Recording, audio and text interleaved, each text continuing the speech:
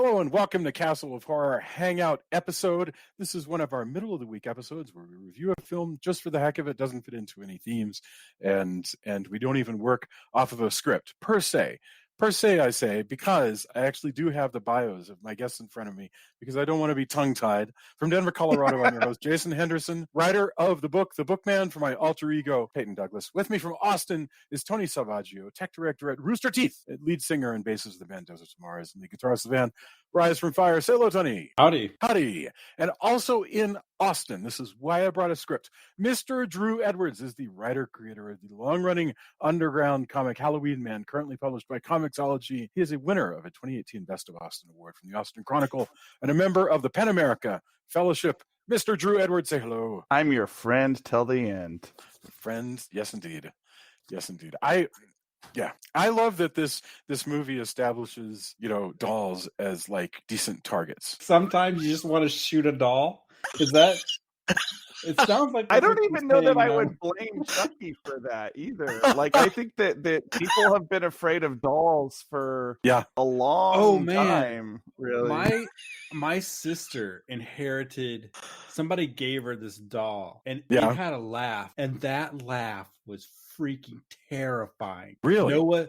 She loved it, but no adult who heard that doll felt anything but just the chill in their spine and the need to go bury it, but be afraid that it would come back if you buried it. There was an SNL skit a few years ago where Will Ferrell is the father of the family, and I can't remember who was the mom, and they buy this little mechanical Jesus to go under the Christmas tree, and it just has this terrifying squall of a cry. It's just like, and it just like keeps them awake for like days. You can't get rid of Jesus. That was so great. Have we even announced, which haven't already amply given it away, have we even announced which movie we were talking about yet? No, we should do that. This week we are discussing Child's Play. How did I not mention that? All right. Child's Play. You're too busy pre-gaming and talking about, man, if I could just shoot a doll.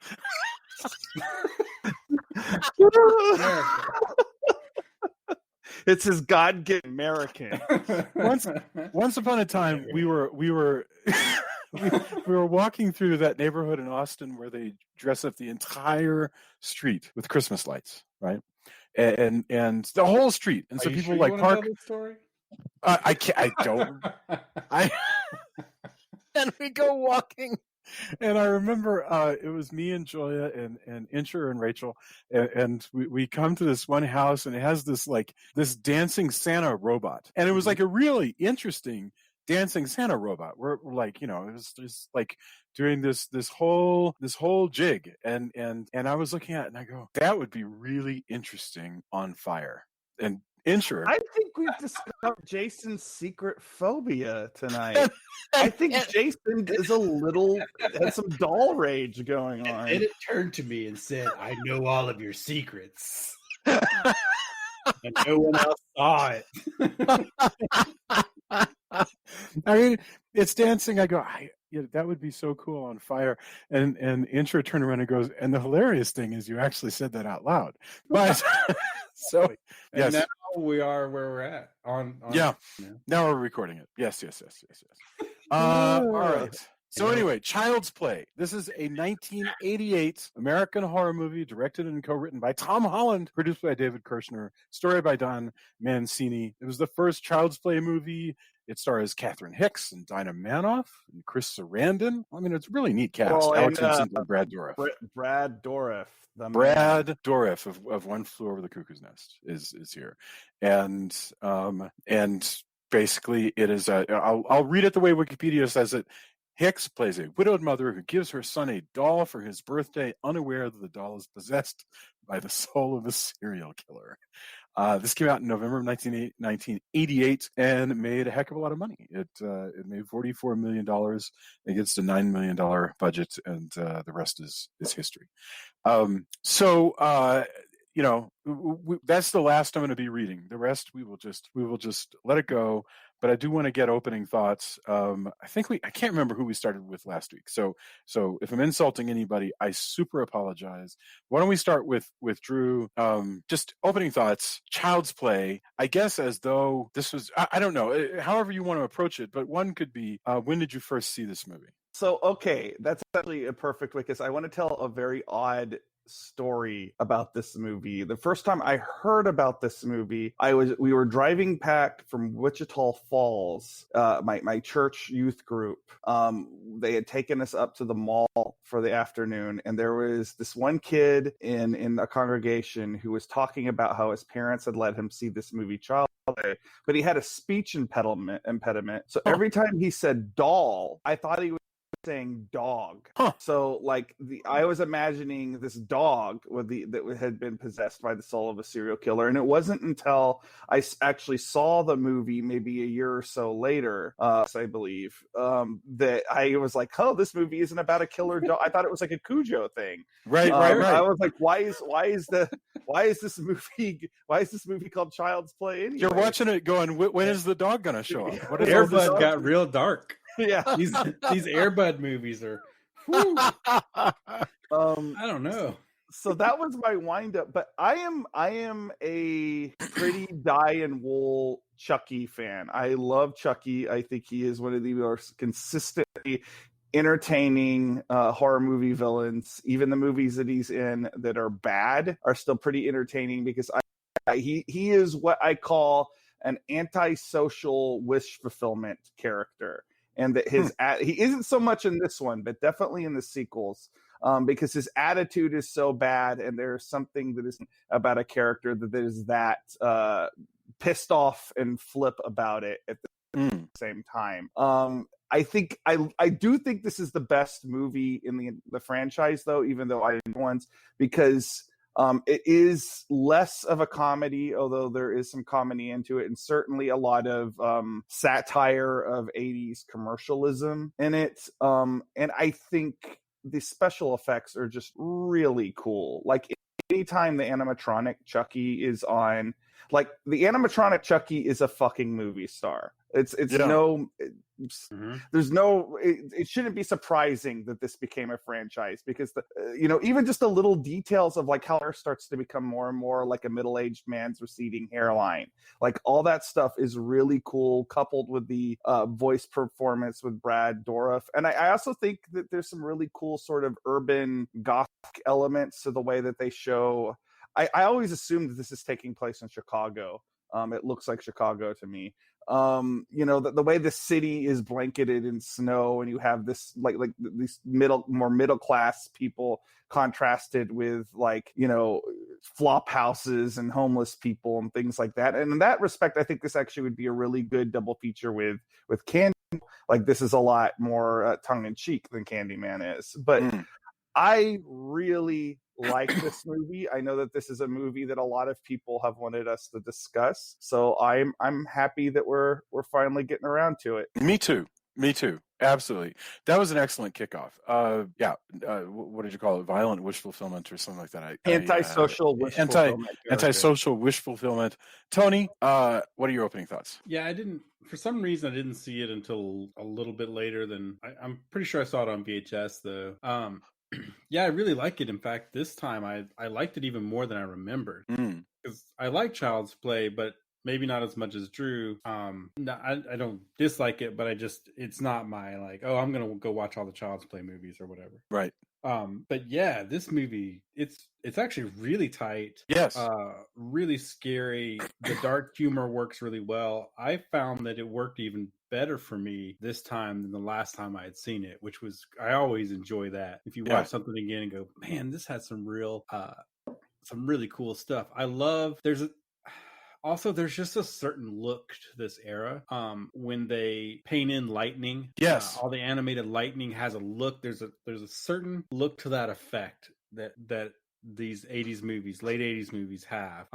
I was thinking, and your mileage may vary, but if you wanted to kind of just encapsulate that feel, that I would love to do a triple feature of this, Shocker, and The Hidden. Oh yeah. Like, because they all have a flavor that just feels like that. And I recently rewatched The Unholy. I wouldn't fit that in here, but it also kind of has that flavor.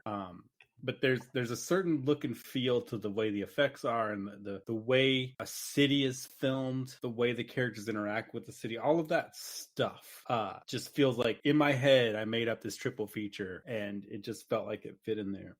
There's some really great bits. I love that it ties into this, very innocuous, very overly sweet cartoon that's meant to sell things to children, but it actually has all those hallmarks, complete with the stinger at the end that it basically turns into a commercial, even though they try to get around the, hey, every cartoon has to have a message. It has to have an educational message, which was what we were put on there. And some cartoons did it decently, and others were just like, screw it, I guess we have to do this. Here's something preachy. Just tell the kids this, Prince Adam is going to walk on and tell you not to take rides from strangers. All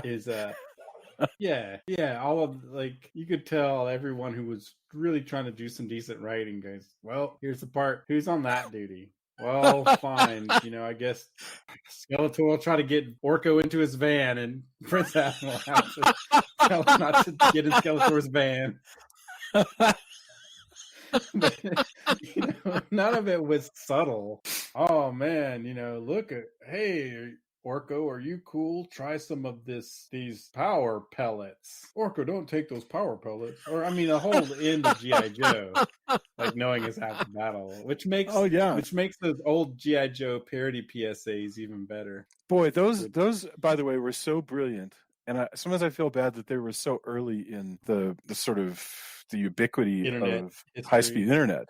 They almost need to be given a special edition re-release, because those were brilliant. Those G.I. Joe PSAs, they were fabulous. Yeah, they were.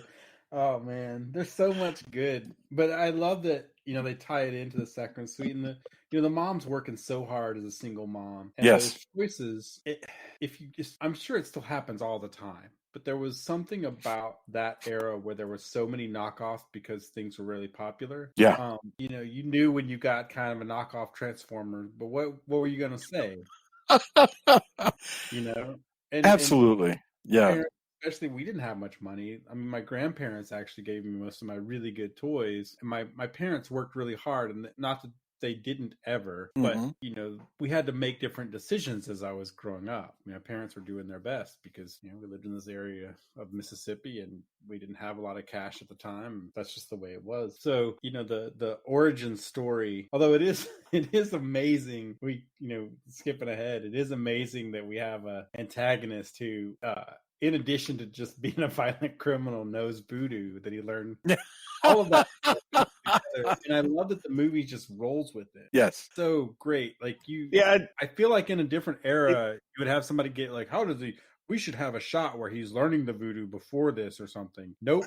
Voodoo. Yeah, I agree with you so much about that. I love that. By the way, that's one of my favorite things, as far as like, because you're right. Today you would include a scene somehow, you'd fit in 20 freaking extra minutes before the beginning of this movie that would show this the serial killer like goes to do a serial killing, but he like is just leaving his voodoo lesson or whatever. And you're exactly right. It's just not necessary. It's not necessary.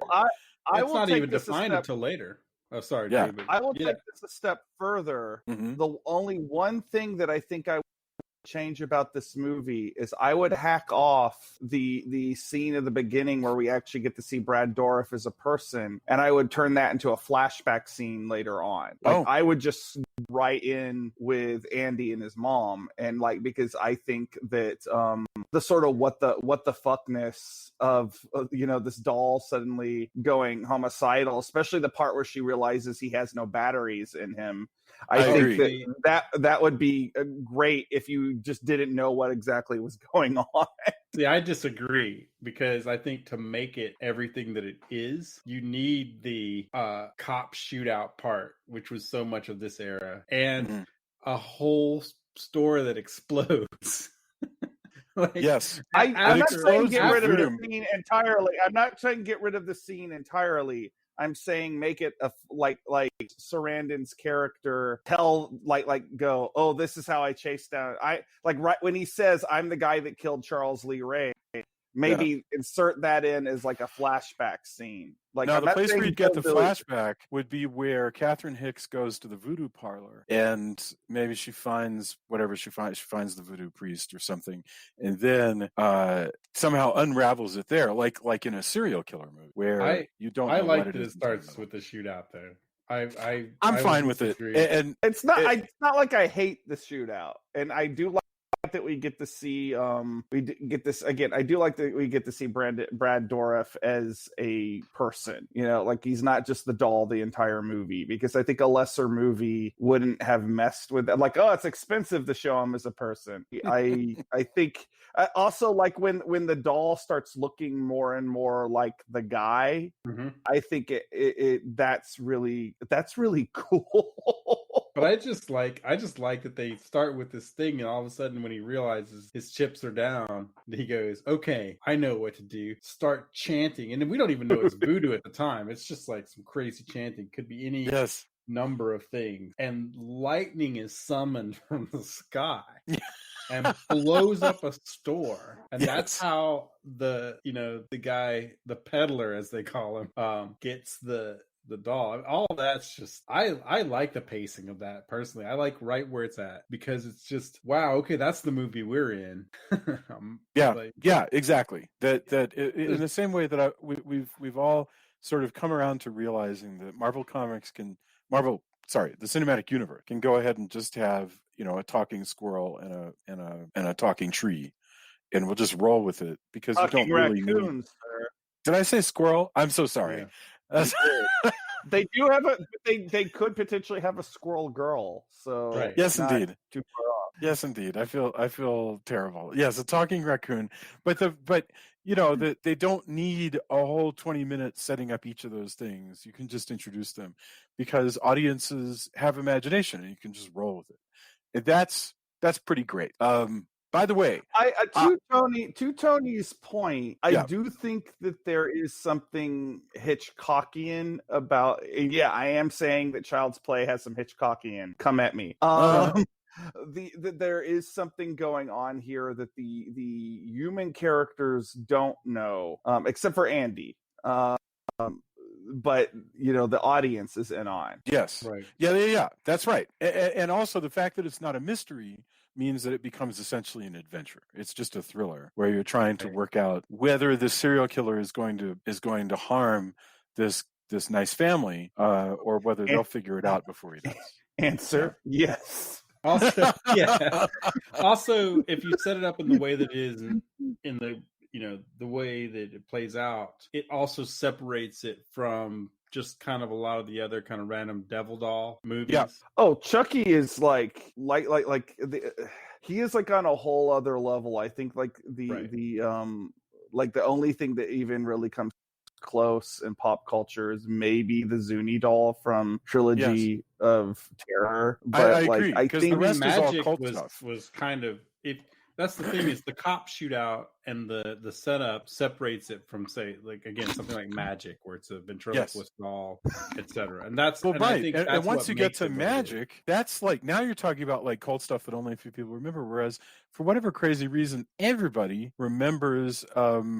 Everybody remembers Child's Play. Now, explain something to me, guys, because I have to admit, my first time seeing Child's Play was last night. I have never seen this. Wow. Wild. I've never seen a single Child's Play movie. I know almost nothing about them. And this was my first time seeing this one.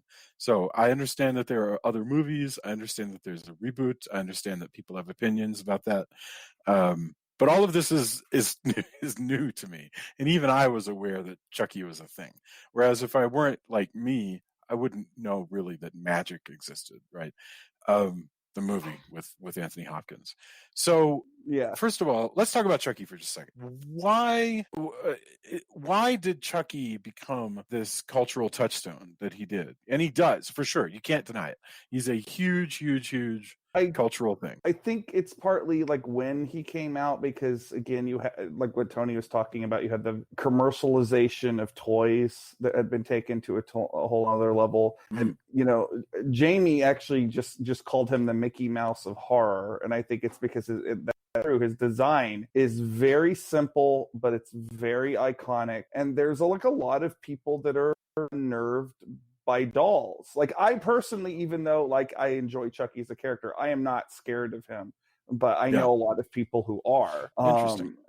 And you know, like I think there's something like an uncanny valley thing there, that he is so much like a person, but he's not. And you know, I think there's, you take that even, but you know, a further level, like outside of the, you know, the reality that exists within the films, there's the reality of the special effects we're watching. Like he is the first fully manufactured horror movie star. Like there had been manufactured stars before, like if you think of like the Muppets. Yes. Horror didn't have anything like that. Like Chucky was created by special effects artists, and you know, they put this animatronic doll up on screen, and he's got so much personality. He's got so much charisma. Like you really can't take, even though he's horrible, like you really can't take your eye off him.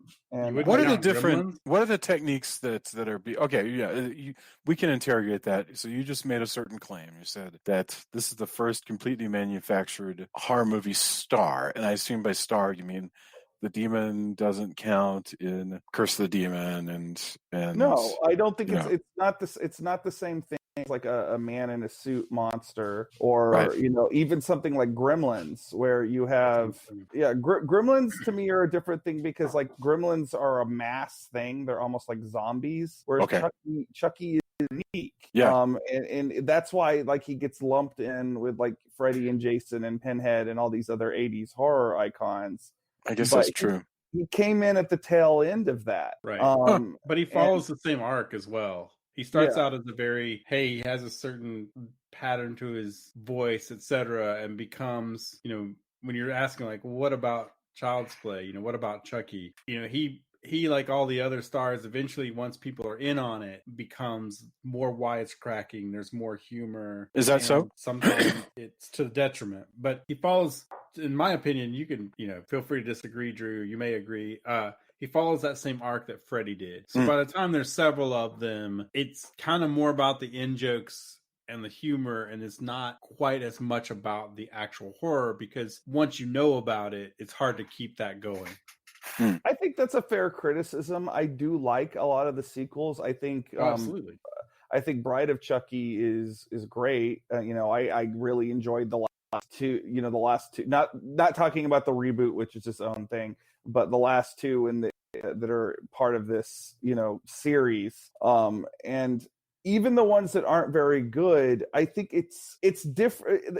It's a little different than Freddy because he is a doll. There's a whimsy built into it that I think makes his humor a little bit more palatable with me. You know, whereas like Freddy's a cruel clown. You know, but like Freddy's also kind of grody because he's a pedophile. He's a pedophile. You know, and not to say that being a serial killer is a great thing, but no, I'm with you. But it requires more. It requires more sort of gross imagination on the part of the audience to ignore to ignore the sexual aspect of Freddy. You know, and Freddy, by the way, when he comes back, doesn't typically act like a pedophile. He just acts like a jerk. Oh, they slowly, you know, start to ignore that. By the, you know, fourth movie, he's basically the crypt keeper, and you know, right. Fine, if I'm not knocking that, if that's what you're into. So with horror, interesting thing about and I have not seen any other of these movies. And typically with a lot of horror movies, I don't tend to like sequels, and I don't tend to watch more than the first one, with a few exceptions. And we've talked about this before. To me, the most effective sequel is just essentially the first movie again. If I'm going to do that, I do have a Friday the 13th tattoo. So yeah, there you go. know. Right. See, now that's how you do a Something sequel. This is something that Joe Bob Briggs said in his first book, and it has lived with me ever since, which is a sequel does the first movie again. The more you deviate from it, the more you screw it up. Although technically, usually to get stuff that you can repeat in sequel to sequel, usually all the sequels are remakes of the second movie. But what I like here... Oh, go ahead. I agree, but I also, or you have to be a really good continuation. Like I think Hellraiser 2 is for me one of the best examples of you take the core concepts and you have more money to explore them. Yes, or Evil Dead 2, which very much is except that's a remake of the better, funnier remake of Evil Dead 1. Yes, they don't. Yeah. It's technically a sequel, but it's almost literally just a remake. I agree. Well, arguably better depending on what you think of the grittiness of the first one, etc. Right. I really want to know what you thought about. Like you were about to say that, Jason, and I since you are the Chucky virgin here, yeah. I really want to know what you thought about Chucky.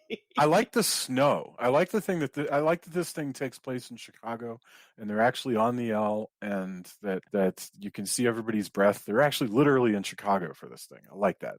Mm-hmm. I really like Catherine Hicks. I like how of a time this is, technologically, the world that they live in, a world of phones and no phones and her job at so I like the world. That was really cool. And I have to say, here's what's so funny.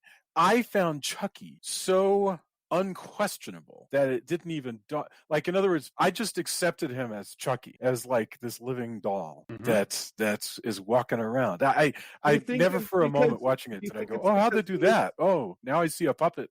Now I see a little person. Now I see whatever. I had to really think about it to see how the different effects, because normally I was just like, oh yeah, no, that's Chucky. But do you think that's because of the ubiquitousness of Chucky in pop culture, like the fact even though you haven't seen this movie before, you have been a choice, but to every few years there's a new one of these movies, and suddenly you have to see Chucky plastered all over the place? I don't think so, because I'm really good at not learning things, and so I was aware of what Chucky looks like, right?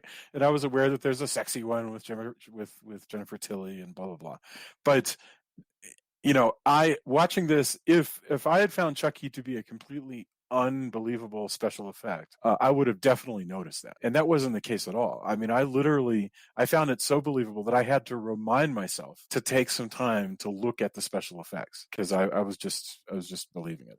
Also, it was cool seeing Chris Sarandon in this rather bland but normal 1980s straight role, and how cliched it is sort of the charm of it. The fact that he's playing a homicide detective who, over the course of a rather lean movie, is going to fall in love with the woman who he's helping, and blah blah. Love it. He's also one of the only characters or only actors in the movies that attempts at least a little bit of a Chicago accent. Right. So good on him. I also think, to me, one of the things that attracts people, I don't want to speak for every horror movie fan or nerd, depending on your spectrum. I think the relationship between the mom and the child and her earnestness, and she has to get her friend to watch it. But I think there's a lot of horror fans who gravitate towards horror because they may be latchkey kids, or because when it starts, you're like, oh, she's going to be so angry when he's, jumping on the bed and fixes her burnt toast, because a lot of movies were like that. In fact, she's just like, oh, yeah, I expected like the foster dad in Halloween 6. Right. But it's not. It's a very, she just wants what's best. She feels bad that she got her kid clothes. Yeah. All of these things that really solidify that relationship, how she approaches, she's crazy enough to go into really bad neighborhood which still to me was like, no, I don't care who, just don't, take the cop with you, in that scene. But just how their relationship is and how really genuine it's played. Her relationship with her friend, which is a very that interaction also is a very 80s friend relationship. It's Isn't hard it? to describe. Say more about but that. there's a certain way can you that- dig into that a little bit? I'm interested in, because I think I agree with you, and I There's a hadn't bothered to think about it, but that whole setup of they're working at a department store, she's got a girlfriend, who's and they share babysitting duties and stuff like this. It's sweet. There's all of this just like really lovable sweetness going. There's a certain cadence to the way that those relationships were written and acted in the 80s. It's hard to describe, but you just have to kind of see it. Yeah. In the same way that, maybe for better or worse, Sex and the City defined another generation. Yeah, I agree with you. Yes. You'll see this. It happens. It's more often like in comedies. Mm-hmm. You'll have, the mom and the hardworking mom and her best friend. Yes. Trope. But the way the kind of anti-establishment of like the boss is always kind of a jerk and all of that, all of those tropes form this layer that's in so many movies. But there's something to it, as you get older, you can picture, oh, maybe that is my, my mom's friend, or now that I think about it, or is this how my friends, how we would talk to each other, etc. But there's something really interesting about watching that, and again, why I think this movie works and there's just, I keep coming back to it, but there's just a flavor. Something else I'll lay on you that fits into that flavor. First of all, it's very urban. Go ahead, Drew. What Tony's saying. This is of all these movies, this is the one that gives the most thought to the human characters. Like after this movie, it becomes the Chucky show, and that's entertaining in its own right. But by the time Chucky comes around, like he really is the protagonist of the movie, as strange as that is. Like he's the character that you follow. Like whereas this movie, you have all these characters that are very well drawn, very well put together. Even as you were the cop, he's not an amazingly well written character, but he's believable. Right. And I don't think we ever saw that again in this franchise. Absolutely. Yeah, he's like Joseph. Which one was? I think Joseph Cotton is the bad guy in Shadow of a Doubt, right? He's the one who comes in. I wanted to mention something else that you're pointing out about horror movies of this era, and I think that this is true. Now, we did watch the other day the Slumber Party Massacre, right? Which is a very silly movie about teenagers. But this movie is about a woman in her mid to late 30s living in a townhome with a kid and struggling to make ends meet and yada yada. She has to save up money for presents and things like that. If you think about the 90s, when I think about horror in the 90s, I think about a lot of like movie posters where a lot of very young actors are posed in a sort of a triangle pose as they stare back at me, and they're all in their 20s. It was typically like young 20-somethings in kind of I Know What You Did Last Summer style stuff and Scream and all that stuff. Yeah, so it was the slasher revival, which went back to the idea of we have to destroy youth. Right. And even though this is kind of a slasher movie, it's not really that, it's about mix. And that was so ubiquitous, Drew, that when they rebooted Night Stalker, whenever they did that, like around the turn of the century, they took a character that had been in his like 50s and turned him into a character in his early 30s, easily, if not younger. It was Stuart Townsend they recast it as. In other words, even a character who was meant to be old and crusty, they turned into young and stubbled. That was, it's so that was sort of what was happening. So this is an era we're looking at right here where stories can be about, people we recognize who are not like sexy kids in school. Anyway. And that's again why I think, even though Shocker, for example, takes place with high school students, Forrest Pinker and his special effects and the way everything plays out, the humor of it fits within this to me. And The Hidden is definitely, older cop drama stuff. And that's why I would, and then, tangentially. I haven't seen The Hidden since the 80s. So I need to rewatch it. It's been a little while. But love for some reason in my head, I started piecing together this, what if I had a movie night a horror movie night, those, starting with Chucky and then spiraling out from there, that's what I would do, just because fit in my head of a certain feeling. Yeah.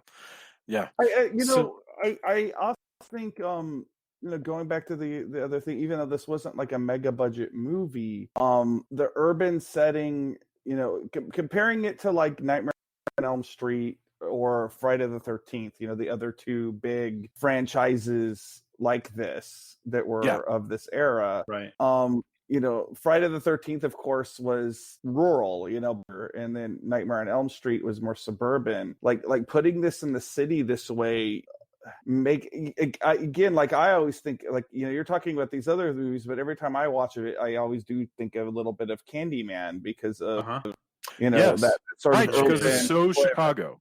I would add that. Yeah, and it's a particular kind of spookiness, this like urban sprawl, and the fact that a lot of the action takes place in this apartment building, and it just something I always think about as an apartment dweller itself is that there's all of these apartments and they're like their own little worlds and they're their own little stories, and you don't know what's going on in it. And this one apartment, it's the killer doll apartment. Right. Yes. It's so funny to think of like, a really big apartment building. This isn't that big an apartment.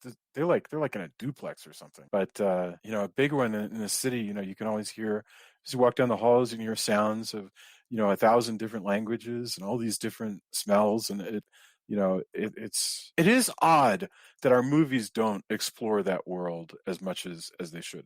So one thing, you're talking about the urban environment, but also another thing that strikes me is that what differentiates this from other killer doll movies, even like the, Puppet Master series, where they're just there, they're created, but they turn into these kind of beastly creatures. Chucky isn't just there to menace people. Even when he makes his first kill, it's kind of to protect himself. I mean, he's a sociopath. He's a homicidal maniac in general. But, throughout the movie, he takes the kid with him for plausibility. Hey, let's go visit my friend. Yeah. And how he interacts and how, it's not until later that he realizes, it's not that he's the kind of expectations of what a good guy doll is, right? Because it's the good guys, and how he corrupts that is also very interesting. Whereas a lot of other killer doll movies are, dummies, dolls, mannequins, whatever, are just there because, look, a demon inhabits them, so they're just going to do evil things. So having a person, even though it's a criminal, inhabit this adds a different aspect than a lot of movies that are kind of in a similar genre, and also is what takes that arc, throughout the sequels, and changes it. Well, that maniacal intelligence that you're talking about is really important too, because a lot of the questions that you get from people who haven't seen any of these movies, like, well, if he's a doll, how does he, get the drop on, or how does he kill people? And I was like, well, he strategizes. Yes, right. He uses the fact that he is a doll actually against people. Like, he will sneak up on you and push you out of a window, or he will be under your car seat with a butcher knife. He's actually really crafty, and he doesn't really, deviate from that very much until like towards the end when he starts to get kind of desperate because he knows he's going to be trapped in this doll body if he doesn't act. He relies on subterfuge and camouflage. Although that is pretty great. It does appear that he is stronger than you would expect a doll to be. I like when he bites Catherine Hicks, he really takes a good chomp out of her, and in a way that I don't think a plastic doll could. Well, I it's mean, just maybe the nature of Terminator. We don't know how strong those internal features really are. Yeah, that's true. That's I don't know. Again, you're kind of right, but also it works it's believable. That's what's weird. And it's not like an Annabelle where it's just, look, most other movies are about how creepy it is that a doll is moving around. And this takes that because it is creepy, but adds a layer of it's an actual homicidal maniac. Right. Yeah. Although who understands weapons, and it doesn't have it's creepy in a totally different way, and I think that's part of what makes it work differently from other movies previously and then even after, because everybody's trying to kind of cash in on, oh, what if we made our own Chucky? But there's parts of it that are, you have to be right place, right time. Well, it's so unique. I mean, it's such a great character. How you, like I say, I came to accept this little doll as just one of the actors in the cast. Where when he's like threatening the voodoo guy and like monologuing about his big clever plan, I completely forgot that I was watching a Pirates of the Caribbean audio animatronic waving its arms around. I was completely down with, that's the doll. I think that's also partly you accept him because what would a doll coming to life walking around look like anyway? You can't say that the special effects are unrealistic, right? Because we have no, like, it's not like even Jurassic Park, where you can look at a dinosaur and go, well, I may have never seen a dinosaur, but I've seen animals, and that doesn't look like a real animal. A doll getting up and walking around would kind of look like an animatronic. Yes, by its very and nature. He's physically there. He's not CG.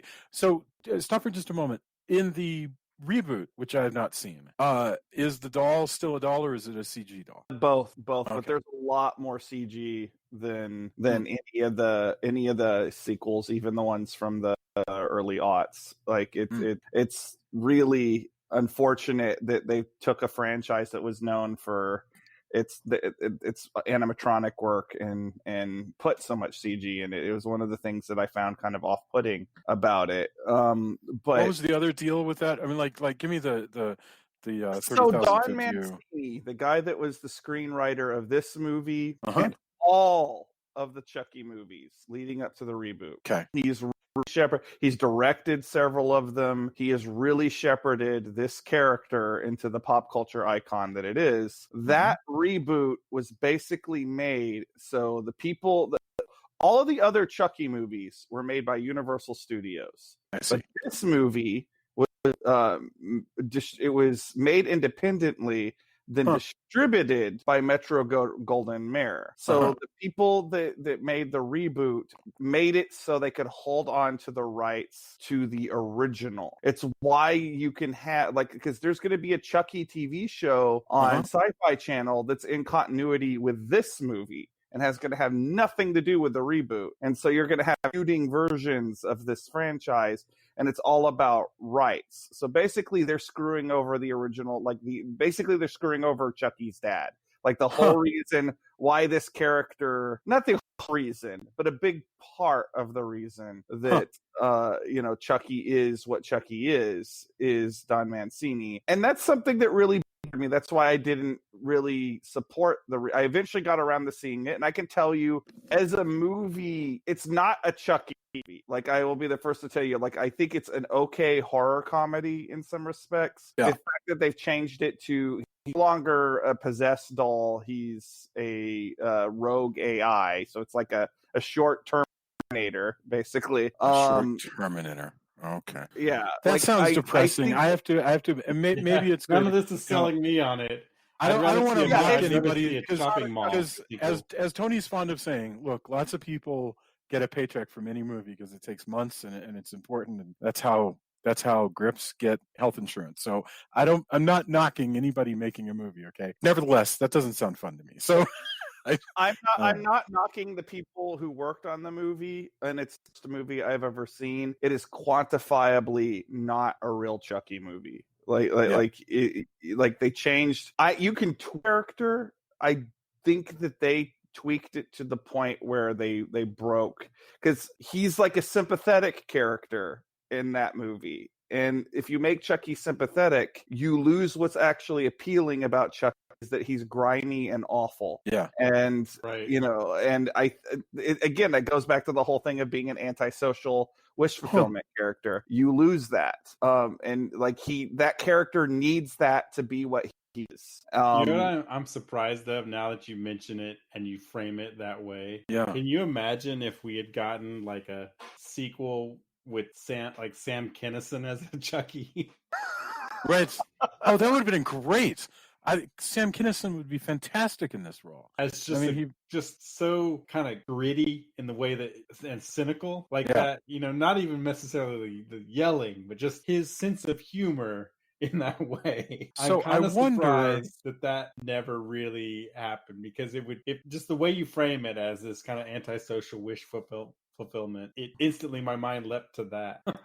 One of the things that Drew said, about how in the new one the character is an AI that has latched on to this kid. That means the AI is essentially stupid. It doesn't know better. In other words, it's not sinful, and you could, in theory, fantasize about being its weird ass friend, and that's a problem. And I wonder if that's a studio note where they're like, "Hey, let's give people a moral out to go. Well, the evil doll is actually misguided." I'm just wondering, like, where this came from. It's just bad. It's just bad somebody being bad, and that's a cop out to me, because Chucky is an unrepentant villain. Right. He, and there. I'm not saying that all villains have to be that. Like, I think there are aspects. Of course they don't. Of course they don't. There's aspects to Jason Voorhees which are sympathetic for his origin story. Certainly there are iterations of the Wolfman which are very sympathetic. You could have that. But sometimes people are just bad, and that's okay. We also get the point is that even if the villain wasn't always a homicidal maniac, I like that we get it when he is. Like, we're not asked to think about. Again, in a different movie, we would also, not only would we get this how he learned voodoo, but he's a homicidal maniac because he was beaten as a kid or whatever. Right. We dispense with all of that. We start with a shootout. The guy is bad. He's going to shoot all the cops. Right. And the cops are going to shoot at him. And part of what makes it interesting is he's not a demon who just does creepy things. He's a killer who's very cunning. And so the fact that he subverts, it's a good guy's doll inhabited by a bad guy. That's great. That's what makes that work, and that's what makes it creepier, is you have this innocence, and the way that he's willing to let the kid be the fall guy all the time. Yes. Right. He doesn't have a soft spot for the kid. Right. No, in fact, when he finds out that he needs the kid, he's like, "Oh yeah, first thing I need to do, kill a kid. I'm done. I'm gonna be 6 years old." Yeah, he's so happy. He's like, "Man, when I get to be a teenager again, it's gonna be great. Like, I get to be 6 years old. Except I know all of this terrible stuff. I know. Fantastic." He gets to do it. The other thing I really like is this kid. In the world of this movie, they don't. The kid is like totally down with just like once he figures out that the doll is evil, the kid has no problem doing a heel face turn and going, "All right, it is time to get this doll." I mean, right. I love that. Even when Chucky tries to be like, "But we're friends till the end," he's like, "Nope, I'm gonna light you on fire." Yeah, it's pretty great. That scene is great. Oh man, now I feel bad. So to give you an idea, though, of like how to put this movie into like a time, this same actor is playing the same kid. They're playing the kid is in the last two sequels. Really, still playing the same character, is a middle-aged man. Wow. That great. Blows my mind. That is really cool, my friend. That is neat. I'm actually glad to hear that. That's pretty cool. It's remarkably violent. They do whack the kid on the back of the head with a baseball bat. Go ahead, Drew. I'm sorry. I don't remember what I was going to say now. Yes, sorry. Chucky does hit the kid with a... It's not super gory though. Like I will say, compared to other horror movies of the time, most of the really disgusting stuff happens to Chucky himself. Like he gets melted, and that's pretty grotesque looking. But there's not like pools of viscera like splattering. No, this is not at all right. This is almost a PG-13 movie. I am little bit surprised that at the asbestos flame retardant nature of the apartment, though, because Chucky on fire flails all over that apartment. Oh, he's so great. And I think at one point I see a little person stunt man wearing a fire suit, and he's. Oh, I'm sure that's something they had to do. I don't think they would light an expensive. They'd light a person, but not an expensive animatronic. Right, because you have to Right. make another one. The good grief! But it's. I also got confused for a moment because I had lost track of the weapons. So for a while, Catherine Hicks is using a Beretta until it jams, and then all of a sudden she had a Smith and Wesson. But of course, it was Chris Sarandon Smith and Wesson. So and I had like in all the excitement, to quote Dirty Harry, I had lost track of which gun was being carried. It's remarkably difficult to kill this damn doll, actually, by the way. Well, It can't be killed until it turns human. Is that right? I thought you have to shoot it through the heart. those are the rules. You can shoot him to the heart once he has a heart. Right. But So he has to be in the. Okay, please forgive me for screwing that up. Then you're not screwing it up. Okay, thank you. The lore of Chucky is kind of confusing when you lay it out. Like, so he jumps into the doll. Yeah. Then the doll starts to become more and more human internally, but at first he can't be killed. Then once he starts to become more human, you can only kill him by shooting him in the heart. So okay, all right. Or so he has to begin the heart. process. If he never bothered to begin the process of trying to switch bodies, then he would not be vulnerable. That's pretty. Well, there's remarkable. even in one of the later sequels, like he does actually make the choice to go, wait, I don't know that I want to be human after all these time. I am Chucky the killer doll, and I dig it. Right. But right. So one thing that does anytime I'm watching one of these movies, and especially in this movie because he starts to strangle somebody, is he was the Lakeshore Strangler while he was alive. He does very little in the way of strangulation. That's a super good point. Yeah, I'm starting to think that was a misleading moniker. Yeah, I think the press just got it wrong. I mean, we see it's pretty hard for Doll to strangle people. Also, we only see the outcome of him being the Lakeshore Strangler, right? When he's on the run and he has to have a gun. It's not like he's going to throw the gun down and then just run at cops trying to strangle them. That sounds bad. It's Count Yorga style. But so the thing is, the Lakeshore Strangler whole thing is he's cunning. We get that, right? Because he's gonna, knock a woman out the window, and it looks like she slipped, kind of.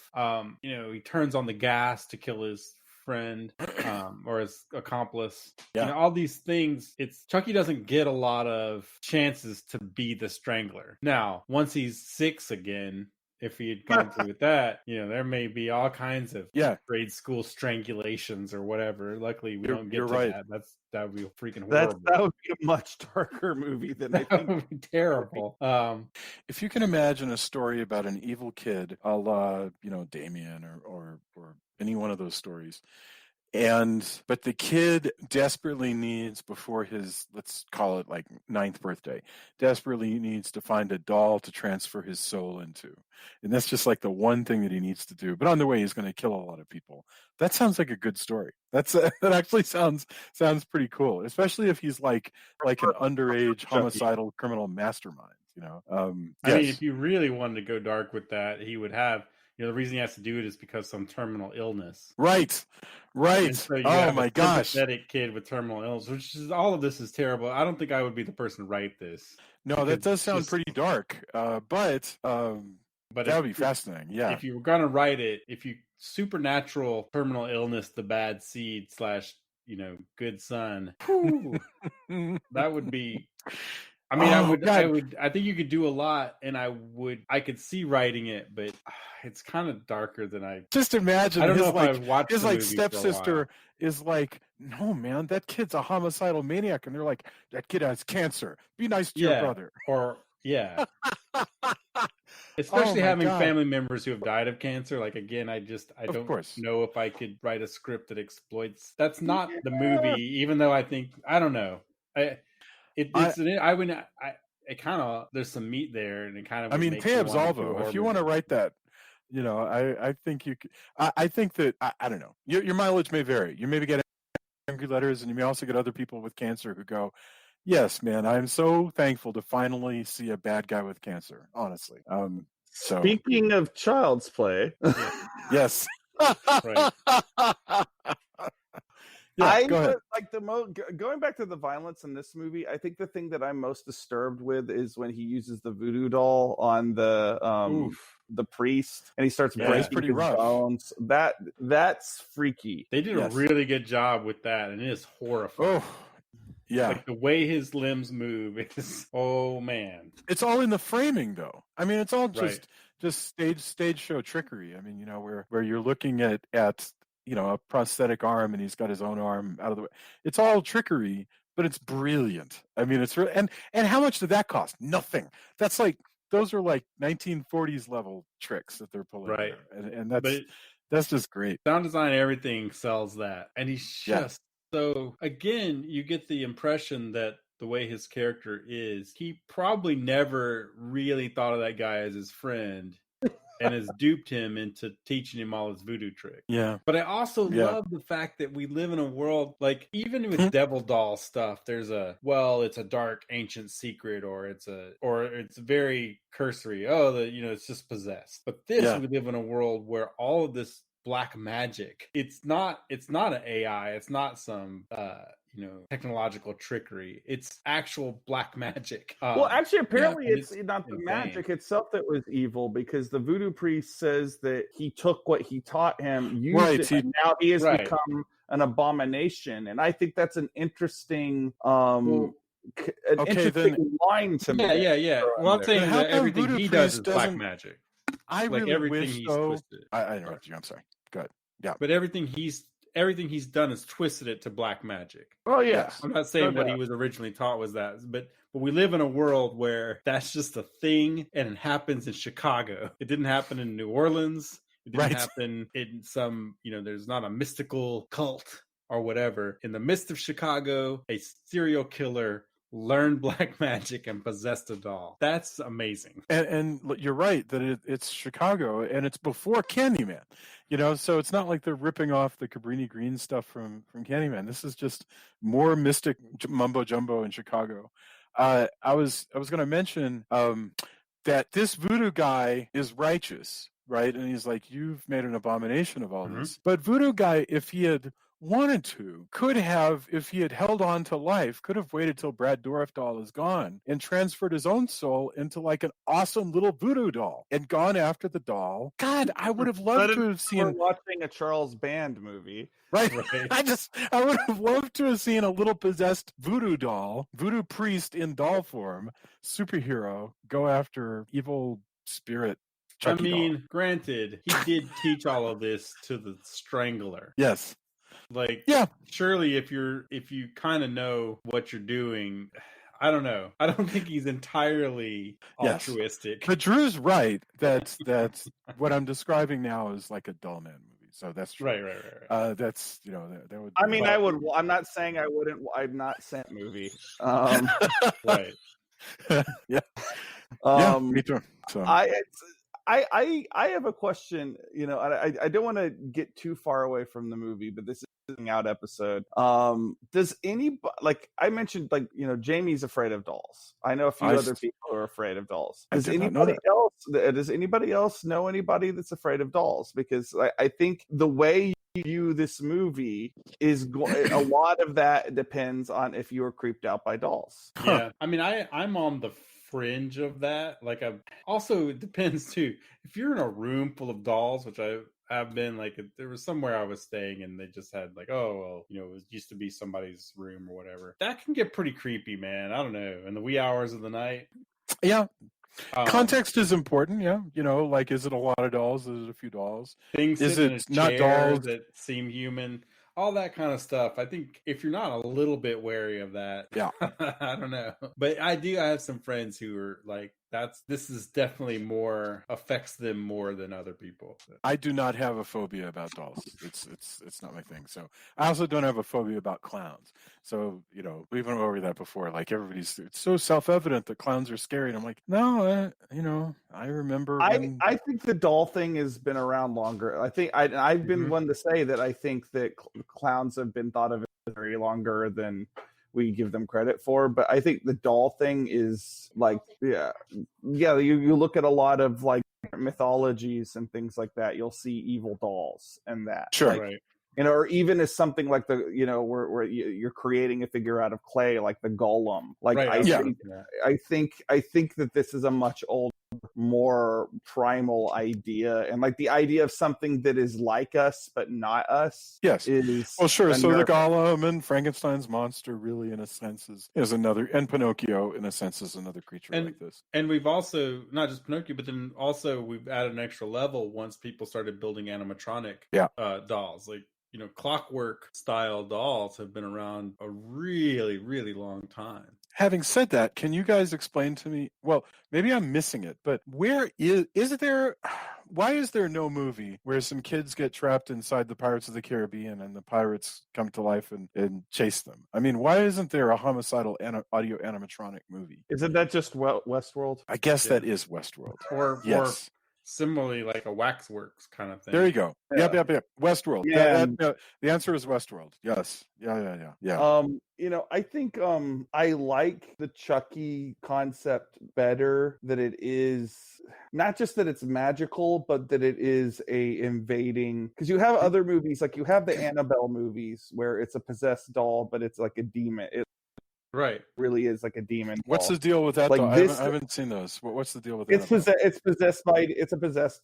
And I'm not saying that, look, that doll is a pretty creepy looking doll. So what is it trying to do? Does it like collect locks of hair? I mean, what's it? No, I mean, it just does demon things, Yeah, it's almost more like those movies are almost just as much haunted house movies as they are killer doll movies. Like I like the idea of a maniacal human intelligence. Like I really do think that even though I'm not afraid of dolls, like conceptually, the fact that he is menacing a child this way, and he is trying to manipulate, especially in the earlier parts of this movie where he is manipulating the kid and getting him to say like offensive things and stuff like that. That's really creepy and evil. And I the reason I'd asked that about Annabelle is I was like, yeah, you're right. Depending on which direction you're going in a horror story, because if it's just a haunting story, then it's going to be creepy until you, the human star, figure out what it is that what magic you need to do to make the creepy thing go away. That's a haunting story. Or it can be a bad guy story, in which case, the doll that's here is trying to gain a human body, or the alien that's living in the closet is trying to manipulate the children into helping it build a communicator to contact its ship, or whatever. That the creature I like has its that own. you just framed E.T. as like an evil doll movie. Trying to trick the kids. No, E.T. was nice, dude. Not man, Mac and me. See, no, I think, and what I love about this movie is that it starts off very subtle. Like you don't really see the doll doing much of anything. You have a lot of POV shots and things like that. Like it's but then there's the moment where she opens the doll up. It doesn't have any batteries in it, and it flips its head around. It flips its head around like Reagan from The Exorcist and says, "Hi, I'm Chucky, wanna play?" And from then on out, this movie goes berserk. Yes, you're right. That's true. Yeah. Complete with car scene, menaced by a knife, all of that stuff. Like all of that is he drives a car that a cop would have who's on a cop salary, right? Like all of the things there's just this glory. It is so 88. Yeah, that's right. In those ways, that's comforting and interesting in the way that all of the way the police are portrayed, etc. We just do things differently now. Yes. Yeah, and you're absolutely right. Yeah. So it feels, the way his partner's like, "You're crazy. It's a doll." Each person, and then once it gets jokes, like, "Oh yeah, of course I believe it's a doll now." Right. Who's gonna believe me? Yeah, it's all of that stuff is great. And again, I'm totally, I've said before, I'm totally with you, Drew, that the fact it's different than it's possessed by a human as opposed to a demon, and that makes all of the difference. The way that the way he twists everything. I have to say, I'm really glad that I have not seen any sequels to this. To be honest, I'm happy with this movie. You should at least see Bride of Chucky. Bride of Chucky. You Is that should what at least see Bride of Chucky. Like Bride of Chucky is also legitimately amazing. Like, and I'm not just saying that because I harbor a crush on Jennifer Tilly, but and who among us does not? That's but, no, I'm with you. But like that is a really, really, really clever. The rest of them, your mileage may vary, but I will go to bat for Bride of Chucky. I think that's a great movie. I That's a haven't really seen the good tip. last two in the series. You know, Bride. It was the Bride the last one, or is there one after that? There is Child's Play 2, I believe. Child's Play. I mean, what were the last two that were made? 3. The last two were Curse of Chucky and Cult of Chucky, which enjoyed both of those. The only one that I outright am not that big a fan of is Seed of Chucky, but I haven't seen it in so long. Right. Well, I just remember friends of mine going, okay, so I kind of fell out. Like, they're good, but I enjoy them. But I was, I kind of just watched them and then really getting excited about Bride of Chucky and I guess last two, or maybe the next to the last. The last two, the two that they just put out are closer in tone to this than they're less comedic. Seed of Chucky went a little too far with the jokes for me. Bride as far as comedy Chucky, Bride of Chucky is the best one. Like that's what you're looking for. Like that's it again, like the special effects are just mesmerizing, and Chucky's on screen. Unlike this movie, Chucky's on screen almost the whole time. Like he is the protagonist of the movie, and like there's just it's amazing to watch him because again, I do think he is a legitimate movie star. I'm not being facetious when I'm saying that. I think when we dreamed up this homicidal doll, I think that it was lightning in the bottle, and that's why horror franchises come and go. The ones that stick around, like there has to be something in that monster, that central figure that people can identify with. And I think I just think Chucky he has is it nuts for me to say that this doll has star power? No, I mean, not at all. Right? Like, I mean, why in the lunchbox of monsters, especially Universal monsters of the 80s and up, this definitely gets a slot on the lunchbox for sure. Well, and like from the first moment he's on screen, I've said this so many times during this podcast, for the time you see him, because they really don't show you him full on, and for like the first like almost 40 minutes of this movie, but like once you see him, you're just like, wow. Like, where have you been all my life? Yeah, absolutely.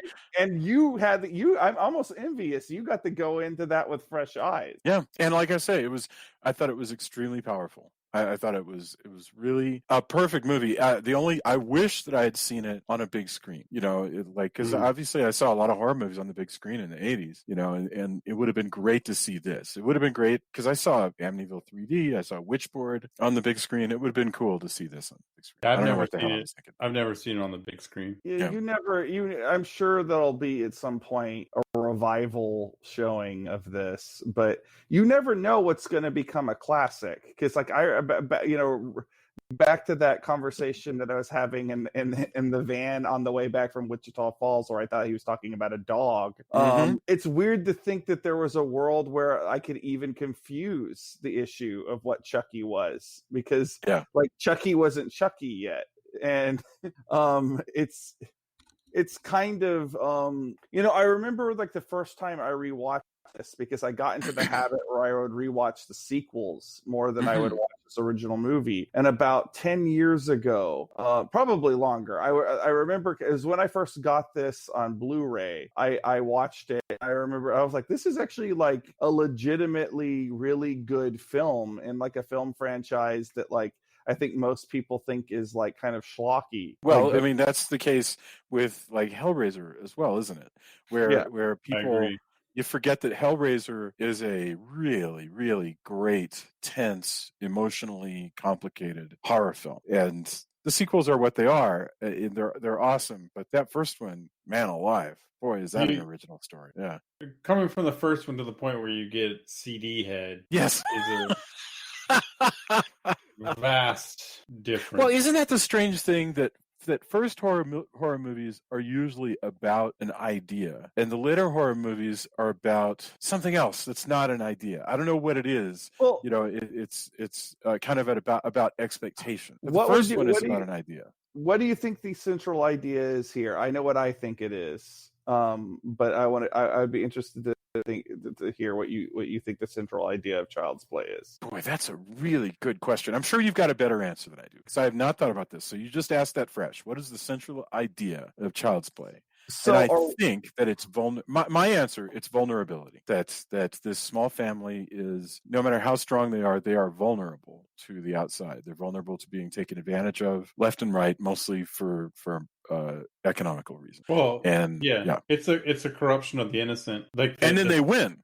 The innocent doesn't get destroyed. That you can be a poor family struggling, and just because there are all kinds of forces arrayed against you doesn't mean you lose. And so I think that's the central idea of this. Okay, I don't disagree with that. I definitely think that's in the mix. I'm curious. Yeah, lay it on me. This is going to be much more long-winded. It's eloquent than what you just said, but it's very kind of around the time that this movie came out, I remember that there was a doll called My Buddy. Oh yeah, and that seems to be what Chucky me like to climb up a tree. Yeah, yeah, and it seems to be what Chucky is.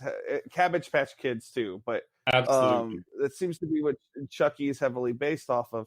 And I really do think that this is a reaction to the commercialization of childhood and the monetization of childhood. Well, that's also, if you go with corruption of the innocent, that's also part, like they're two sides of the same coin. Mm-hmm. To commercialize your childhood that much is big business corrupting people into going, oh, buy this. Oh, parents literally fist fight to buy your child a Cabbage Patch Kid. Yeah. And, oh, my buddy dolls are big. And it started this whole wave every Christmas. Here's the hot new Christmas item you have to have. Like, everybody's fighting over it. But that is corporate corruption. Mm-hmm. And you have that mirrored by an actual, like, the Strangler becomes the face of the kid's just disappointed he can't get, and like most kids with parents who aren't that well off, she gets him what she can that's in the good guy thing. She gets him the good guy tool set.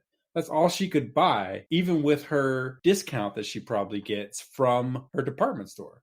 Because probably that department store sells good guy dolls. You're right. That's a good point. Yeah. So that's all she could afford, and I'll play with it. But it's not the same as when you go to school and the other kids have good guy dolls. Yeah. That's not the same. So I'm with you, Drew. Like, I didn't mean it to take over, but I think that you're totally right. But also, those two things mirror each other in a really interesting way. Absolutely. But I also think, going back to the reboot for a second, I think that's one of my problems with making it a technological evil versus a supernatural evil, because I think that becomes a little more on the nose. I think this is, if you could call this movie subtle, I think that's a little bit more subtle, and I think more intelligent, because you have I don't know, human evil. As much as I like the Terminator movies, technological evil has never been as interesting to me as human malevolence or supernatural malevolence, or some, like in the case of this, a combination of the two. Like I don't find, the fact of the matter is, technology can hurt, but also technology can help. And I think that's there's an anti-intellectualism in a lot of horror and sci-fi that I wish often wasn't there. And so, like, I feel like I'm tired of that trope, within reason. I mean, it has its place, because that's Frankenstein, but Well, no, but I agree with you. Like, again, that's why all the Hellraiser movies are very imaginative and cool. But that first one isn't just about, like, the later ones. They're about this extremely evil, queen, and then various other people who are like super duper into evil. But the first one is more about just the sadness of the attractiveness of evil. Isn't that? It's about the tragedy of the attractiveness of evil. And that's fascinating. That's really cool. Family torn apart. Hot uncle tears the family apart and then gets torn apart by hell, and all this stuff. That's more delicious. It's as much about the corruption of the family as it is about the supernatural evil. There's the evil that's just inherent to people that's compounded by a supernatural evil. Well, yes. That's funny that, there is actually like a through line of Hellraiser in this, which I never would have thought about, is they are both about like dicing the nuclear family to pieces. Right. And, in different ways, because, this movie isn't about sex at all. Right. Like they certainly could have gone there, but that would have been icky. And, I'm glad that they didn't. I think I do think the reason why I always go back to this like idea of the toy turned malevolent is there's just a purity there, and I think that this, for whatever reason, this character for our times works. It's the best version of that. It's the best articulation of that. But I really do think that this movie, in of itself, divorced from the sequels, is kind of special. Like again, like when I revisited it years ago, like after like spending so much time focusing on the sequels because they're fun and you don't have to think while watching them. No, like, absolutely not. This is a movie that actually makes you pause and go, oh. And I don't think a lot of people would give it that credit, and I think that's a shame. Yeah. So cool. I have no further thoughts. I mean, you guys may want to wrap up, and I'd be delighted if you did. But I think that we've definitely discussed plenty of this film. But okay, let's do it. Drew, do you have any final thoughts on Child's Play? I'm happy I hope that this episode, even though it was a Hangout episode, so there was a degree of being unstructured. Yes. I know a lot of people have wanted us to do this one, so I hope that they get what they wanted out of it. Yeah. But it's certainly a film I really love, and I love Chucky as a horror icon. He'll survive a shitty reboot and continue to go. I think he's got there's life in the old boy yet, or to paraphrase Chucky in Bride of Chucky, a true classic never goes out of style. Awesome. Mr. Tony, did you have anything to add to that? I think it's great. I'm glad we did this. Again, like Drew said, a bunch of people have been asking for a while. Again, there's never a malice to any of the...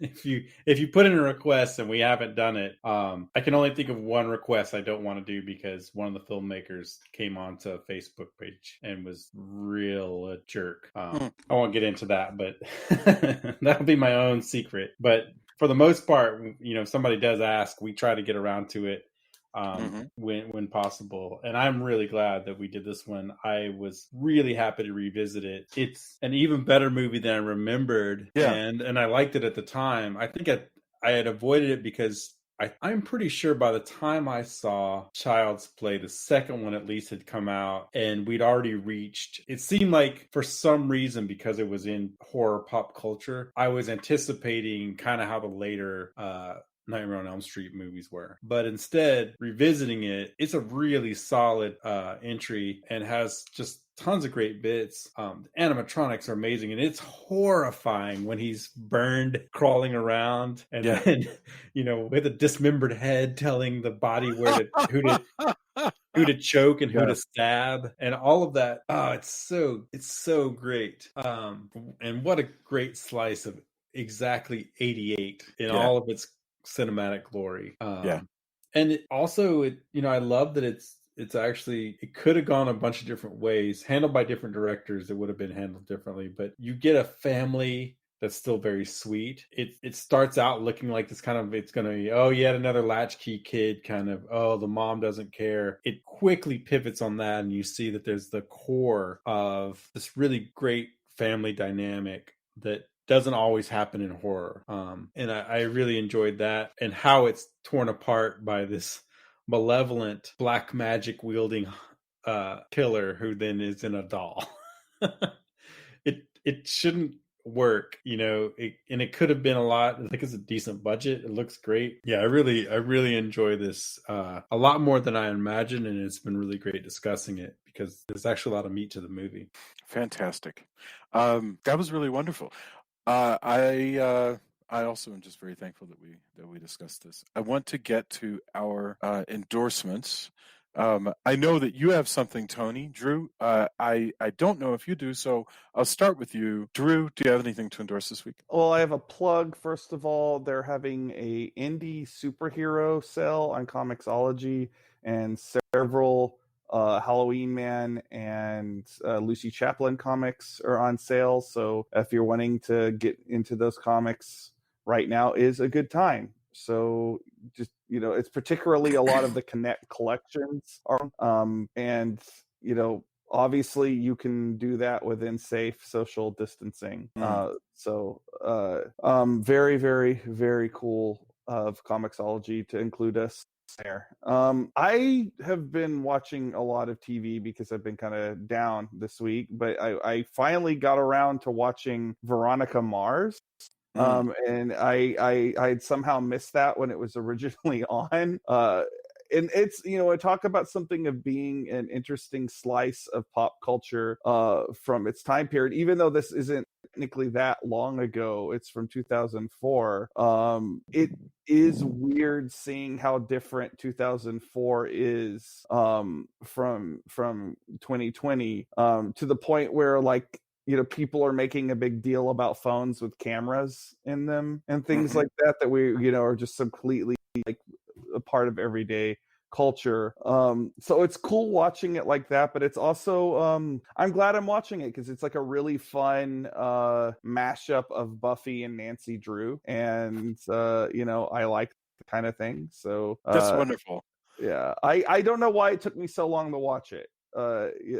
I know it's a show that is beloved by a lot of people, and yet for some reason I just never got around to it. So hey, just like you had never seen Child's Play before, I had never seen Veronica Mars, and I'm getting to enjoy it with fresh eyes right now. Listen, it's hard to get around to stuff. I mean, seriously, like you know, I'd like to watch Veronica Mars. I'm watching my way through Route 66. That's going to take me, considering I work at a cable company. I do this stuff at night, so it's not easy to like also watch your way through a television show. So yeah, it's hard, man. You know, binge watching is hard work. Let me. Yes, it is. Yeah. So it's hard living in the future. Nice. Love it. Mr. These Tony, shows aren't going to watch themselves. I know, exactly. Well, and you know, the funny thing is I don't owe it to anybody. Nobody's like tapping their watch and saying, Drew, you finished watching Veronica Mars yet? Nobody's going, Jason, I thought you said you'd be done with Route 66 by now, you know? I started watching it because I was talking to one of our neighbors on the 4th, and you know, I was talking about Buffy, and I was talking about how I had for some reason, decided to completely rewatch True Blood from beginning to end. And they're like, "What?" He's like, "If you want to watch, you know, something that's like Buffy but not, you should watch Veronica Mars." And I was like, "Oh yeah, I remember that was a thing that people kind of liked." And then I saw it was on Hulu, and I was like, "The hell with it! We're just gonna watch Veronica Mars." Love it. That's wonderful. All right, Tony, what about you? I have several things actually, now that I think about it, which has been kind of rare, but a bunch of things all kind of happened at once. So you can probably watch this as soon as you can listen to this podcast. So Archive, I did an interview with Gavin Rothery, and I was meant to interview him. He's a writer and director. I was meant to interview him at South by Southwest, and of course that luckily cooler heads prevailed, and they canceled it. As heartbreaking as that was, my band was supposed to have our comeback gigs there. So, and it's been a long, winding road since then. But Archive is out this Friday now. By the time you can hear this podcast. And I think it's really smart, really beautifully filmed, sci-fi thriller. There's a lot of heart to it. I don't say this just because, I've been accused of, oh, you like everything if you talk to somebody or whatever, or you have blinders on. I enjoyed the screener when I saw it, and I am unabashedly going to champion or shill or however you want to put it for a movie that I think is really does something interesting. If you like Blade Runner, if you like Upgrade, if you like Ex Machina, I think this movie is right in there. It has some game elements I don't want to give away, but when you see them, if you're a gamer, you'll get it. And I thought the interview, it was really cool that he wanted to talk so long to us. But it's not just that. It really struck me. Also watch the credits because it's very smart. And there's a lot of cyberpunk stuff that I dig. I just think especially it's a lower budget film, but it looks amazing. And I really enjoyed Moon, and he worked on Moon, so it's it's like no wonder. Okay, yeah, I can see that.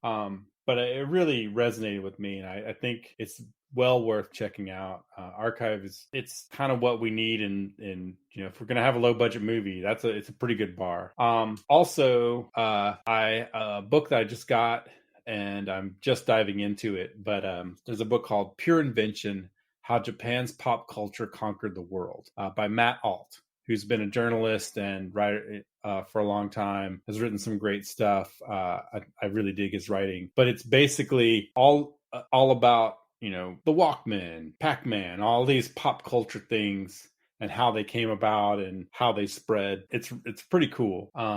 He just did an article about the Nintendo, the NES system, and which was the Famicom, Family Computer.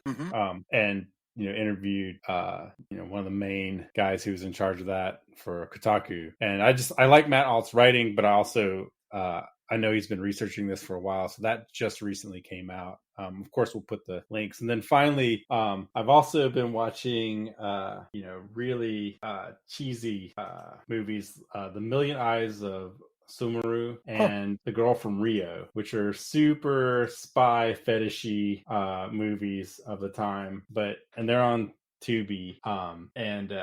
Jess Franco is Girl from Rio, so both of those movies are trashy of a time. Definitely have the 60s sexism spy movie thing clearly in play, but there's something about them that just, I don't know, I like that level of trashy cheesiness. So those two movies, I think they're on a Blu-ray together, which I should probably get that because things leave streaming all the time. Absolutely. But yeah, Girl from Rio is especially, I think there's even a riff tracks of that. Oh man, I'm looking this up right now. 1969. Oh, I have to have this. Both of those movies are, oh man. Holy mackerel. This looks, by Jess Franco. Are you kidding me? Yeah. No. This is a thing that I must own now. Yeah. Both of these movies, there's a lot there's a lot to unpack in both of these as far as what's on display. That's okay. There's a lot to unpack in us, my friend. That's no worries. But wearing that on my sleeve, I unabashedly dig these movies for both their problematic parts. That they're definitely of a time, but there's a gleeful fetish trashiness to both of them that are amazing. And again, I think the Blu-ray has both of them, if I remember correctly, which I need to get. But big those fan. Are my big things. Oh, and also Japan Cuts, which again, I'll post all the links. They moved to a virtual festival this year. I bought a pass. I don't know if they're still available. I bought a pass that was like $99 for, I think 40 something entries. Usually, you have to go to New York, and my friends do. And in fact, a good friend of mine, Christina, this has always been her staycation. With so many festivals closing, I love when festivals are online now. Even though it's not the same as coming out of a theater and talking about it with your friends. I know people who are, will do that over Zoom or something. hopefully something more secure, actually. But we'll chat about it. So I missed that aspect of film festivals, but it looks like there's some really powerful stuff in Japan Cuts. And you can rent individual movies. It's kind of a sort of rental, and you can start next week, basically. So if you buy tickets, you can start doing stuff next week, 16th and 17th. But there's there's a pass for everything that's like $100, and that's quite the steal, in my opinion. Of course, you're talking to a person who watches 40 movies plus during Fantastic Fest. So your mileage on that may vary. You may not be all in for that, but I think it hit me perfectly, and I think I'm gonna take a movie vacation next week. That sounds fabulous. Oh, I envy you so much. That is fabulous. Because also, and it works out because also next week there's a samurai game called Ghost of Tsushima that a friend of mine worked on lighting, and I've been wanting to play that game forever. So I'm going all in for Japan next weekend for sure. So wunderbar. That's fantastic. So that we can post those, because I think that there's some really stuff, and there's some good genre stuff in there as well, documentaries, etc. But I guess I just noticed that my other thing was this Japan pop culture. I guess that's what's in my head right now. So there you go. Hey, I have a question. Mm-hmm. Okay. But I wish there was a book on this. I think there might be on roadside ruins. You know how you roll by and you see an old barn or like an old restaurant or a gas station, especially. So on I-35 in West, there's an old Stuckey's that at least 10 years ago was still standing, even though it had been closed for like 15 years or more. Do you know if it's still standing? I want to say it might have been repurposed or torn down last time I went.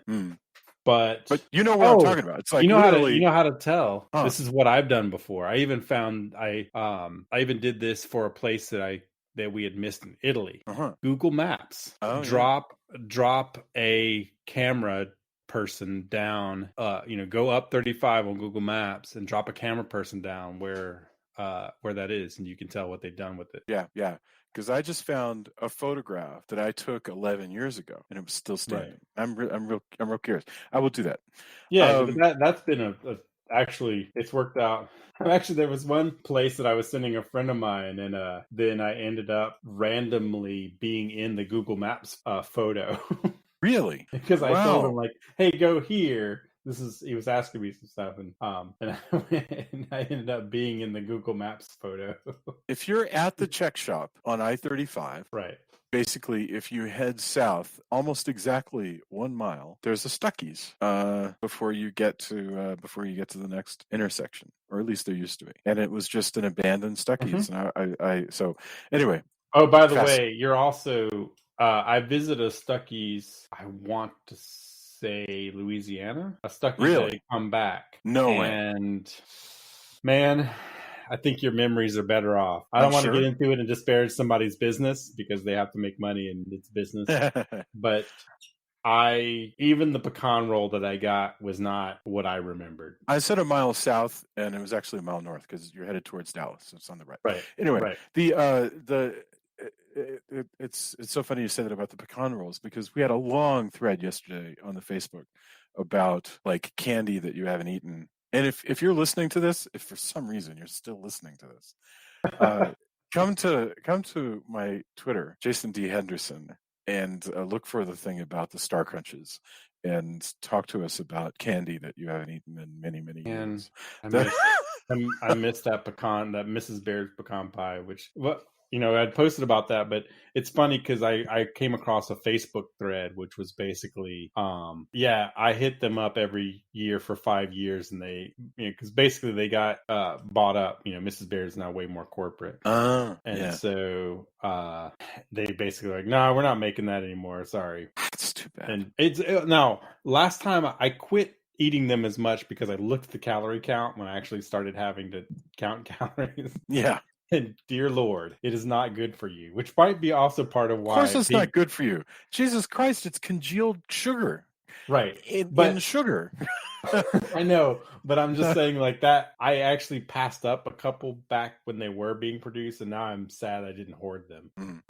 But yes, it's, man. No, nobody eats a pecan pie because they think it's a healthy choice. I mean, that's not happening. But all right, well, excellent. I have nothing else to endorse other than Memories of Forgotten Candy. Boy, that's a great title, isn't it? Memories of Forgotten Candy. Sounds like a 60s. It sounds like a 60s. I don't know if it would be pop, but it might be in a genre film where it's kind of those sad, not quite torch song, almost pop thing that it does. It sounds like something like Toys Are Not Mike for Nesmith Children. would write a song called Memories of Forgotten Candy. Memories of Forgotten Candy sounds like it would be in Toys Are Not for Children. Delightful. All right. And David Balls points out I say the word delightful too much. He's totally right. I wish we could take all the MP3s, dump them into some kind of a voice recognizer, and then spit out a sort of map of the words that we use. If you got rid of articles and conjunctions and stuff, I think you would find. I'm just curious, actually, what you would find. Now that we've done a lot of these, I'm really curious. Speaking of a lot of these, we will be back Sunday night with another scary devil film, and then we're taking a break. So we'll still do a few interviews and hangouts here and there, but we're going to be basically going on summer vacation. We'll have a much more light schedule. So I can't wait to talk to you all Sunday night, and then the sky's the limit. So thank you very much. Thanks for introducing me to Child's Play, and we'll see you people soon. Bye. Night. Night.